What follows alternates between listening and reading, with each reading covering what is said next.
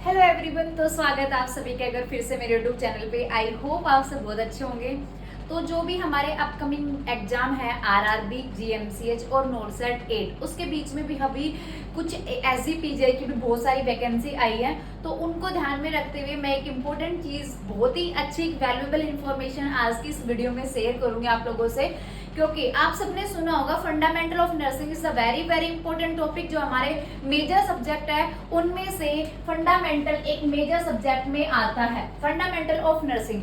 अब major subject होते हुए भी फंडामेंटल ऑफ नर्सिंग में हमें क्या पढ़ना है जो इम्पोर्टेंट है, जहां से सारे क्वेश्चंस कवर अप हो जाते हैं, जो कि बहुत ज्यादा इंपॉर्टेंट है। आपने देखा होगा कोई भी एग्जाम हो जहां पे फंडामेंटल का सबसे ज्यादा वेटेज की कहाँ से क्वेश्चंस आते हैं, तो वो चीजें हम डिस्कस करेंगे। तो फंडामेंटल में हम क्या पढ़ते हैं भाई, प्रोसीजर पढ़ते हैं। जितने भी इंपॉर्टेंट प्रोसीजर है उनका पढ़ना बहुत ही ज्यादा जरूरी है, क्योंकि क्लिनिकल्स में हम वही चीजें अप्लाई करते हैं। स्पेसिफिक अगर नोरसेट की बात करूँ तो जितने भी नोरसेट की वैकेंसी आती है उसमें, नोरसेट का एग्जाम होता है उसमें बहुत ही ज्यादा क्वेश्चंस यहाँ से पूछे जाते हैं। तो चलिए हम यहाँ पे डिस्कस करेंगे कि कौन कौन से प्रोसीजर को आपको बहुत अच्छे से पढ़ने की जरूरत है, क्योंकि वहां से हर एग्जाम में क्वेश्चंस आते ही आते हैं। सबसे पहले हम बात करते हैं ट्रेक्योस्टोमी की। ट्रेक्योस्टोमी एक ऐसा प्रोसीजर है, ट्रेक्योस्टोमी जो हम ट्रेकिया में जो ट्यूब डालते हैं आर्टिफिशियल एयरवे मेंटेन करने के लिए, उसको बोलते हैं। अब ट्रेक्योस्टोमी से इसके साइज, इसकी पोजीशन, इसमें क्या पोजीशन देते हैं, सक्शनिंग, यहाँ से हर बार क्वेश्चंस आता है। तो this is a very very important. Next है ET tube, endotracheal tube intubation. तो I worked in the emergency में, इमरजेंसी मेडिसिन में काम करती हूँ। तो हम तो रोज पता नहीं कितने इंट्यूबेशन करवाते हैं। तो एक वीडियो में मैं अच्छे से बताऊंगी कि पूरे स्टेप्स क्या होते हैं एंडोट्रेकियल इंट्यूबेशन के। तो एंडोट्रेकियल इंट्यूबेशन में कोई भी एग्जाम ऐसा नहीं होगा जहां से यहाँ से क्वेश्चंस नहीं पूछे जाते। इसके साइज, इसका प्रेशर, वेंटिलेटर के साथ इसका प्रेशर, इसकी complication, delay complication, early complication, mail females में इसका साइज पूछा जाता है। लैरिंजोस्कोप जो इसका ड्यूरिंग इंट्यूबेशन हम यूज करते हैं उसके बारे में बहुत ज्यादा क्वेश्चंस पूछे जाते हैं। तो tracheostomy and endotracheal tube intubation is a very very important. Next बात आती है आईवी थेरेपी। आईवी थेरेपी जो कि बहुत ही ज्यादा इंपॉर्टेंट टॉपिक है। आपने देखा होगा हॉस्पिटल में मोस्ट कॉमन है, किसी भी डिपार्टमेंट में कहीं पे भी चले जाओ, सारे सॉल्यूशंस के नाम, टाइप, आईवी थेरेपी कैसे देते हैं, रूट्स हो गए इसके साइड इफेक्ट क्या क्या होते हैं, कौन सी ड्रग्स क्या इफेक्ट कर सकती है, वो बहुत ही ज्यादा इंपॉर्टेंट है। हर बार यहाँ से 2 से 3 क्वेश्चन बनते ही बनते हैं। और मैं बात करूँ 1 से 2 क्वेश्चन, एक क्वेश्चन फिक्स है यहाँ से बनना। ठीक है, नेक्स्ट बात करते हैं हम यहाँ से ब्लड ट्रांसफ्यूजन की, बीटी। भाई वेरी वेरी इंपॉर्टेंट, जो कि हम फंडामेंटल में पढ़ते हैं। ब्लड ट्रांसफ्यूजन बहुत ही ज्यादा इंपॉर्टेंट है। तो कोई भी एग्जाम हो, ब्लड ट्रांसफ्यूजन से, चाहे इसका कैनुला हो, चाहे आरबीसी कैसे ट्रांसफ्यूज करते हैं, इसकी अमाउंट कितनी होती है, प्लेटलेट्स कितनी होती है, इसमें एफएफपी फ्रेश फ्रोजन प्लाज्मा होता है और आरडीपी होता है, इनके बारे में क्वेश्चंस आते हैं। तो ये चीज बहुत ही ज्यादा इंपॉर्टेंट है जो कि आपको पढ़ना मस्ट है। चाहे आप आरआरबी ले लो, जीएमसीएच ले लो, आप एसजीपीजे ले लो, चाहे नोरसेट ले लो, चाहे कोई भी एग्जाम ले लो, बहुत ही ज्यादा इंपॉर्टेंट है।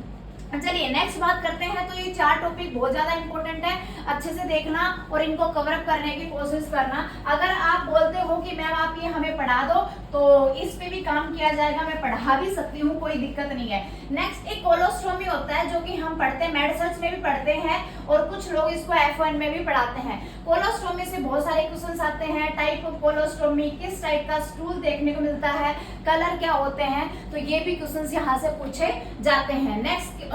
नेक्स्ट क्या टॉपिक होगा, कैथेटराइजेशन। कैथेटराइजेशन एक ऐसा टॉपिक है, मैंने जितने भी एग्जाम दिए हैं खासकर नोरसेट का 2 क्वेश्चन पक्का है। कोलोस्टोमी से 1 क्वेश्चन हमेशा बनता है, 2 भी बन सकते हैं, it's depend on the examiner पे डिपेंड करता है ये। ठीक है, उसके बाद हम क्या पढ़ते हैं, vital sign. Vital sign is also very very important. यहाँ पे चाहे वो फीवर से पूछे, चाहे हार्ट रेट से पूछे, चाहे रेस्पिरेशन से पूछे, 1 से 2 क्वेश्चन, 3 क्वेश्चन भी यहाँ पे बन सकते हैं, बहुत ज्यादा इंपॉर्टेंट है। ठीक है, तो ये भी आपको अच्छे से पढ़ना है, बहुत ही ज्यादा अच्छे से पढ़ना है। ठीक है, NG tube intubation, NG tube insertion, NG tube insertion और हम इसको एनजी ट्यूब इंटूबेशन के नाम से भी जानते हैं। एक बार ये क्वेश्चन आया हुआ है कि एनजी ट्यूब को हम क्या बोलेंगे, इंसेशन। नासोगैस्ट्रिक ट्यूब बहुत ही ज्यादा इंपॉर्टेंट है, इसको हम मेजर कहाँ से करते हैं, कितने साइज की यूज करते हैं, कितना अगर रिटर्न आ रहा है तो हम उसमें एनजी ट्यूब फीडिंग नहीं देंगे।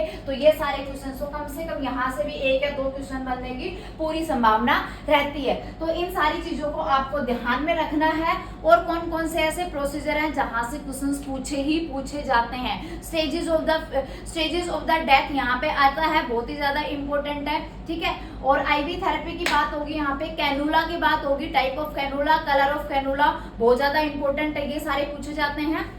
देखो ये अभी तक तो जो मैंने बताए वो तो आपको मस्ट है, पढ़ना ही पढ़ना है, ठीक है। और एक और हम बात कर लेते हैं एनीमा।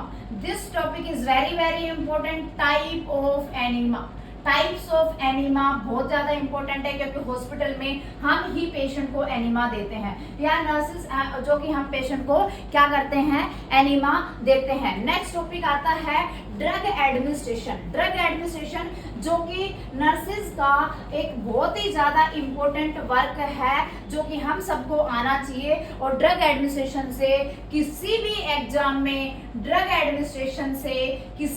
एग्जाम में कम से कम 3 से 4 क्वेश्चन आपसे मस्ट पूछे जाएंगे, चाहे आपका आरआरबी हो, एसजीपीजे हो, जीएमसीएच हो, नोरसेट 8 हो, हर जगह यहाँ से क्वेश्चंस आएंगे।